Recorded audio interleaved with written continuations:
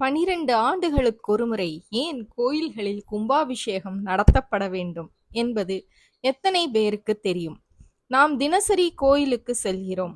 ஆனால் இந்து தர்மத்தில் ஆகம விதிகளில் உள்ள அர்த்தம், காரணம் நாம் அறிய வாய்ப்புகள் குறைவே. ஏனென்றால் தெய்வ ரகசியங்களும் விதிகளும் கட்டுப்பாடுகளும் சில நடைமுறைகளும் காரணமாக இருக்கலாம். ஆதலால் ஏன் 12 ஆண்டுகளுக்கு ஒருமுறை கோவில்களில் கும்பாபிஷேகம் செய்ய வேண்டும் என்பதன் காரணம் இதோ. 1 முதல் 3 ஆண்டுகள் வரை தெய்வம் கருவறையில் இருக்கும். அடுத்த 3 ஆண்டுகள் வரை தெய்வம் பலிபீடத்தில் இருக்கும். அடுத்த 3 ஆண்டுகள் வரை தெய்வம் கொடிமரத்தில் இருக்கும். அடுத்த 3 ஆண்டுகள் தெய்வம் கோபுர கலசத்தில் குடியிருக்கும். இப்படி 12 வருடங்களில் கோயிலில் உள்ள கலசத்தில் இருக்கும் தெய்வத்தை மீண்டும் கருவறைக்கு அழைத்து வரத்தான் கும்பாபிஷேகம் செய்கிறோம். 12 ஆண்டுகளுக்கு ஒரு முறை கும்பாபிஷேகம். அதனால்தான் பெரியவர்கள் நம்மை கோவிலுக்கு அழைத்து செல்லும் போதெல்லாம் பலிபீடம், கொடிமரம், கோபுர கலசத்தை தலைவணங்கி கைகூப்பி வணங்க சொல்வதின் அர்த்தம் இதுதான். திருச்செந்தூர் அருள்மிகு சுப்பிரமணிய சுவாமி கோயிலில் 6 கோபுரங்களிலிருந்து எடுக்கப்பட்ட மொத்த கலசம் 15 ஆகும். இதோ பாருங்கள், கலசத்தின் உள்ளே உள்ள வரகை பையில் கொட்டும் காட்சி. இதோ வரகை பற்றி இவர் கூறுவதை கேளுங்கள். முடிஞ்சு போச்சுன்னா கும்பாபிஷேகத்துக்கு 4 ஆயிடுச்சு.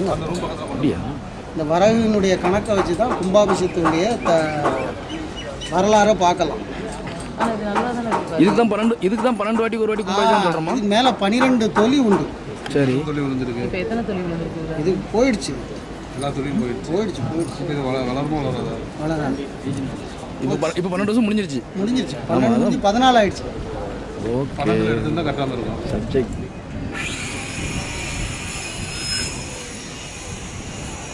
திருச்செந்தூர் அருள்மிகு சுப்பிரமணியர் சுவாமி கோவிலில் வரும் ஜூலை 7ஆம் தேதி திங்கட்கிழமை 2025ஆம் ஆண்டு நடைபெறும் கும்பாபிஷேகத்திற்காக பழைய கலசத்தில் இருந்த வரகு சாக்குப்பையில் போட்டு குறிப்பு எழுதி பத்திரப்படுத்தப்படுகிறது. தற்பொழுது இருக்கும் புகைப்படம் 1995ஆம் ஆண்டு திருச்செந்தூர் அருள்மிகு சுப்பிரமணிய சுவாமி திருக்கோயிலில் ஜூன் 26ஆம் தேதி திங்கட்கிழமை காலை 10:30 மணிக்கு மேல் 11:15 மணிக்குள் நடைபெற்ற கும்பாபிஷேக காட்சிக்கான புகைப்படமாகும். அப்பொழுதும் லட்சக்கணக்கான பக்தர்கள் கலந்து கொண்டனர். இதையடுத்து அடுத்த 14 ஆண்டுகள் கழித்து 2009ஆம் ஆண்டு ஜூலை 7ஆம் தேதி செவ்வாய்க்கிழமை நடைபெற்ற கும்பாபிஷேகம். இதில் என்ன ஆச்சரியம் என்றால் 2009ஆம் ஆண்டு நடைபெற்ற அதே தேதி ஜூலை 7ஆம் தேதியும் 2025ஆம் ஆண்டு நடைபெற உள்ளது. இறைவனின் சிறப்பு என்றே சொல்ல வேண்டும். எல்லோரையும் வாழ வைக்கும் சுப்பிரமணியர் கும்பாபிஷேக நிகழ்ச்சியில் அனைவரது இல்லத்திலும் செல்வம், மகிழ்ச்சி, ஆரோக்கியம் செழிக்க சுப்பிரமணியர் அருள்வார் என்பதே உண்மை.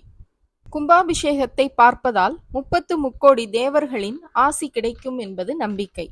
கும்பாபிஷேகத்தின் போது கோவிலில் உள்ள தெய்வங்களின் சக்திகள் புதுப்பிக்கப்படுவதாக கருதப்படுகிறது.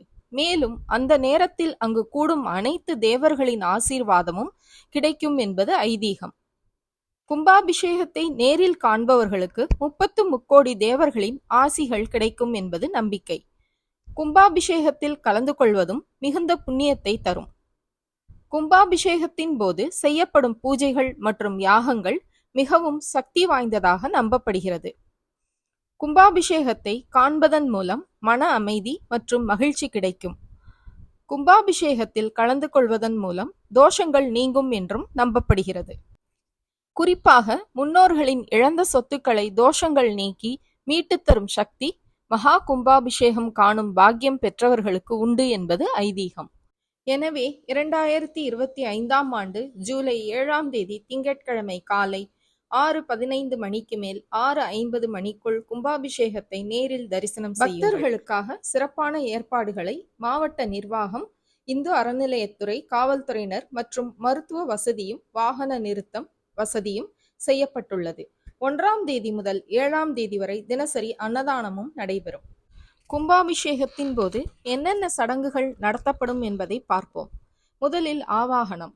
ஆவாகனம் என்றால் கும்பத்தில் உள்ள நீருக்குள் மூர்த்திகளை எழுந்தருளச் செய்தல் என்பது பொருள்.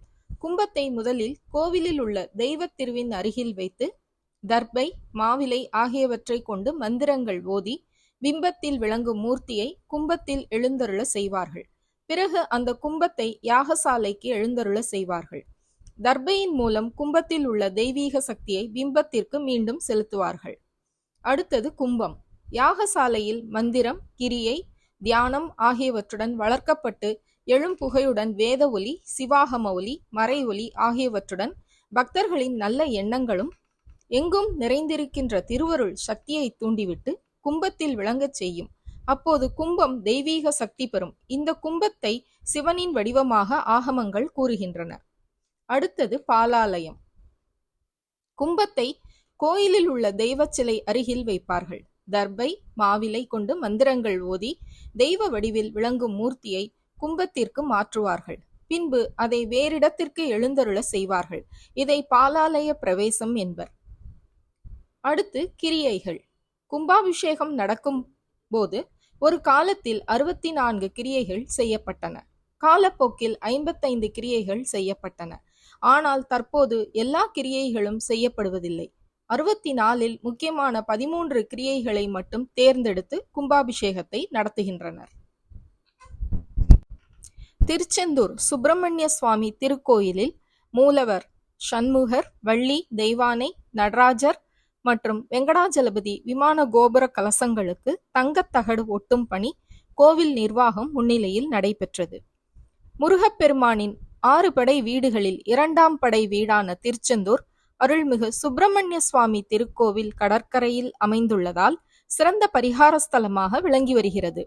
கோவிலில் திருவிழா நாட்கள் தவிர்த்து நாள்தோறும் ஆயிரக்கணக்கான பக்தர்கள் சுவாமி தரிசனம் செய்வார்கள். இந்த நிலையில் கோவிலில் ரூபாய் 300 கோடி மதிப்பில் பெருந்திட்ட வளாக பணி நடைபெற்று வருகிறது.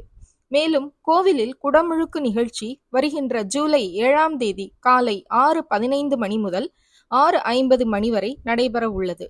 இதையொட்டி குடமுழுக்கு திருப்பணிகள் முழு வீச்சில் நடந்து வருகிறது. முதற்கட்டமாக ராஜகோபுர திருப்பணி நடந்தது. தற்போது மூலவர், சண்முகர், வள்ளி, தெய்வானை, நடராஜர் மற்றும் வெங்கடாஜலபதி விமான கோபுர கலசங்கள் புதுப்பிக்கும் பணி நேற்று தொடங்கியது. இதில் விமான கோபுர கலசங்கள் கழற்றி கீழே கொண்டு வரப்பட்டது. பின்னர் கோபுர கலசங்கள் சுத்தப்படுத்தப்பட்டு அதன் மீது பாதரச முலாம் பூசிய பிறகு தங்கத்தகடுகள் ஒட்டும் பணி கோவில் நிர்வாகம் முன்னிலையில் துவங்கியது.